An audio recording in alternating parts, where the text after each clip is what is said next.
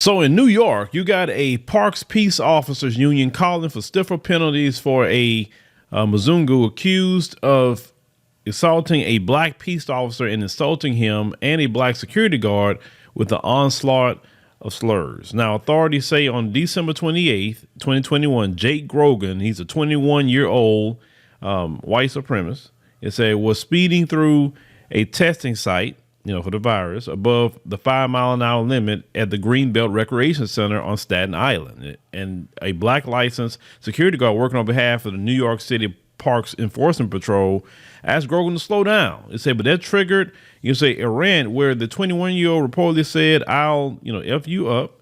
It said, while rolling up his sleeves. According to his report, Parks Enforcement Patrol Sergeant Darnell Grant came over to de-escalate Grogan, but Grogan then repeatedly spit on the black security officer.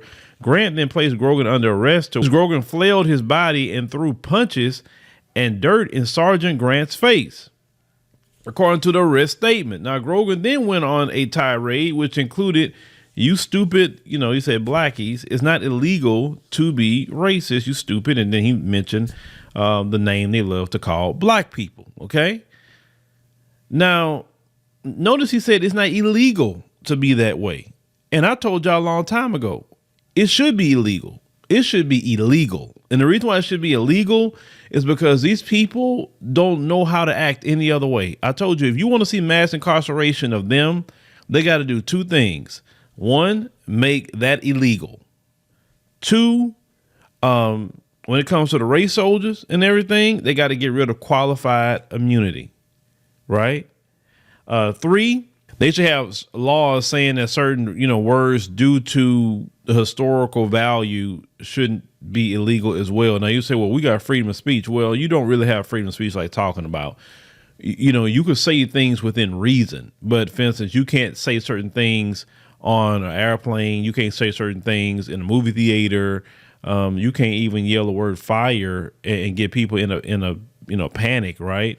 Or you'll be charged for that. But you just got freedom of speech, right? So no, not everything should be, right for you to say. If you say certain things about government leaders, if you say certain things even about the president, could get you a visit, from the Secret Service or whoever else. There's been many people that have gotten visits from the Secret Service based off just what they said on, line. So no, all speech should not be quote unquote free. No, especially when that speech had made real world harm and historic harm, to different groups. I don't think those words should be legal. And my thing is this: why do you want that to be legal? Because in a civilized society, that should not be right. Now, in a lot of other countries outside the U.S., you can't say certain things or you will get in trouble. And I don't mind it. I don't mind somebody telling me, hey, you can't say this particular words because it's caused, harm to people in the past. And this is how, as black people, we get a protected status. You understand? We get a protected status by saying you can't say these particular words or you can't be this way toward groups of people, right? I have no problem following those rules. I have no problem because I'm not in my good day. I don't call nobody no names like that. If I got a problem with an individual, I'll talk about that individual. There's no issue and no problem. But those type of names or acting that way, no, it should be at minimum, hate crime. Minimum, it should be that. Why don't people say that in this country? Why don't even black folks get on that? Because I noticed that we don't really push that to be criminalized. I just thought about that. I have never really heard black people say that should be criminalized. I've heard black people talk about, the hate crime aspect. I get that. But I've never really heard it say, no, that should be criminalized in this country. You shouldn't be able to be in a group that forms together for that purpose. You shouldn't be able to even say those words, right? I think maybe we should focus on it. If you, and once again, we talking about those you say you want to fight, okay? And the reason why I say it like that is because people say that online, but when they go back to outside off these internet streets, right? They just, just going along to get along and trying to work their job and do whatever, and they express their frustration online. But when it comes to real world consequences, it's not really many is going to do that. It's a few, but it's not the amount that you would see online. Now they said we feel this guy can be a ticking time bomb, said Joe Palio, president of the local 983 union that represents PEP officers. He said, while at the NYPD Staten Island Police Precinct, Sergeant Grant says Grogan bragged about throwing dirt in his face. A video evidence, he said, to back up this claim reportedly exists. Now, I thought that was assaulting a police officer at that point. Now, correct me if I'm wrong. According to what the Mzungu says, if you assault a police officer, then that police officer has a right to use whatever force he deemed necessary because you didn't comply. So if that brother would have pulled out his service, weapon and tapped him about 17 times, that would have been legal and okay, right? According to what they say. Because if he'd have done it, I'd have been like, hey, nope, he shouldn't go to jail. He don't have no charges. I back the blue. You know what I'm saying? Why is it that he don't even have an assault on the officer charge? Well, let's continue. It said here in New York, an assault charge is different on a peace officer is different than an assault charge on an individual. Say if you have an assault charge on an individual, you must show some markings or bruising. You don't have to have those marks when it's against a police officer or peace officer. It said they treated basically Mr. Grant as if he was a regular person. Mr. Grant was a symbol of authority. Okay. So basically, even though the brother is the police officer, he was supposed to get that charge, and he didn't get that. He got just basically a simple assault. Now they said that the police union wants a 21-year-old to face more serious charges, including also a hate crime charge and assault charge, which carry stiffer penalties. It said in New York, peace officers have most of the same powers as regular police officers, except they don't carry weapons like guns or tasers. Say any kind of assault on a public servant, including police officers while acting in their duties in New York, is considered a violent felony and carries a minimum of 2 years in prison. I said New York City's Parks and Recreation Department called the incident unacceptable. And they said they are cooperating with the NYPD and Staten Island District Attorney on the case. So the NYPD and Staten Island District Attorney did not return a request for more information at the time of the report. But so basically, they're not treating this black officer no different, than a regular person. See, this is what black officers go through. This is what they go through because they don't get away with the things that the Mzungu cops get away with. And if a black officer responds in the same manner, which I would expect him to, at minimum, I was expecting him to at least get that nightstick. I expected at least that much, or the pepper spray, or even the taser. I would expect that much. And he would be in his legal right to do so, because once he threw that dirt in that officer's face, he attacked an officer at that point. So that officer had every right to put him down the way he felt he needed to put him down and arrest him, even all the way up to pulling out his service weapon. That's what they say, right?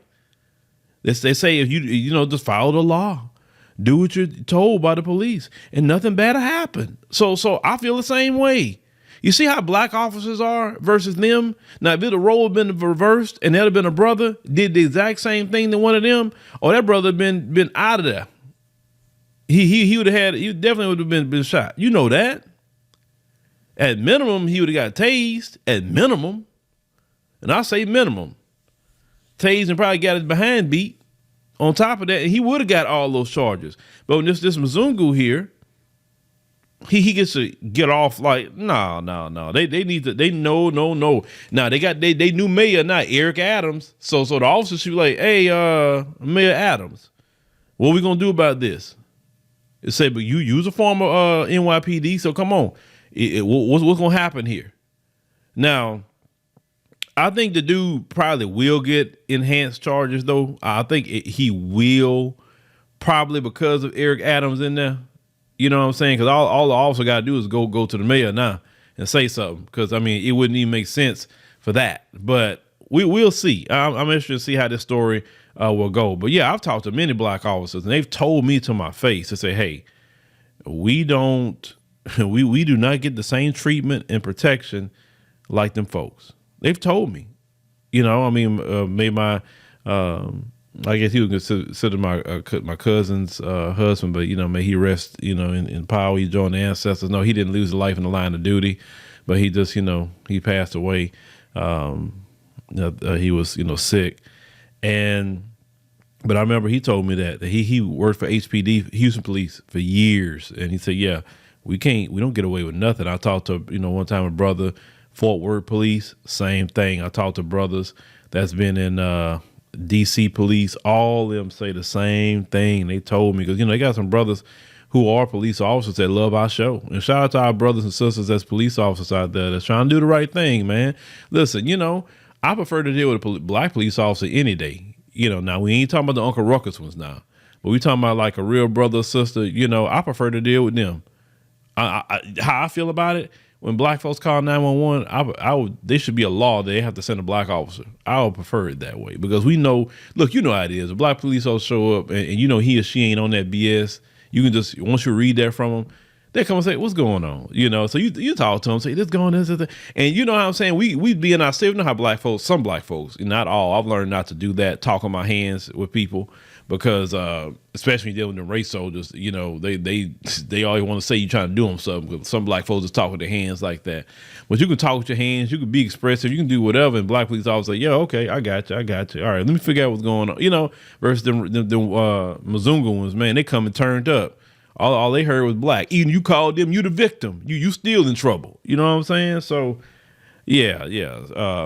But remember, this is liberal New York now. This isn't a red state. This is liberal New York, and you have that same issue and problem. And I told y'all, it don't matter what city, what state in the union. It doesn't matter.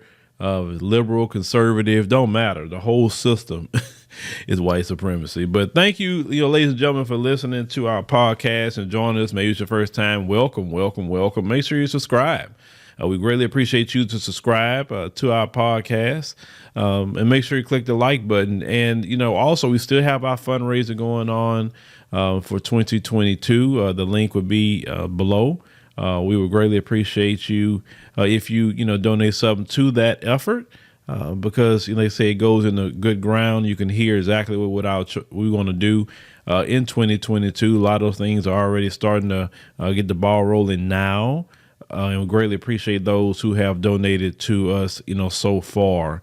Like I said before, we don't depend on corporations or anything like that. Them folks don't partner with us, and we don't need them to. All we need is our brothers and sisters. I believe that if we're gonna rise and fall, let it be on the brothers and sisters. We have built whole towns, together. We have built great businesses, corporations. We have built schools. We have done everything together. So I believe that there's enough us in the world to support, this platform. Anybody outside the community want to support, we greatly appreciate that too, because I do have people outside the community that even come up to me, and say they love our show. I'll be honest with you, I've had white people, Hispanic people, Arabs, Indians, Asians. I mean, all kind of people that love our show. So, when you're telling the truth, people, it transcends, what people's background is. That's all I always say. But, for me, I have to speak on the issues within the black community, because we don't have many media outlets that dedicate their time to our issues, our problems, and our stories. And I will never feel bad about that, because every group has their own media to disseminate the stories that's important for their community. So we greatly appreciate everybody, that's come by and even joined us here on our new podcast channel. Because like I said, the reason why we even have this channel is because of what the people wanted. So, hey, we listen to the people, and you help guide, our platforms in a direction. So once again, thank you for listening, and see you next time.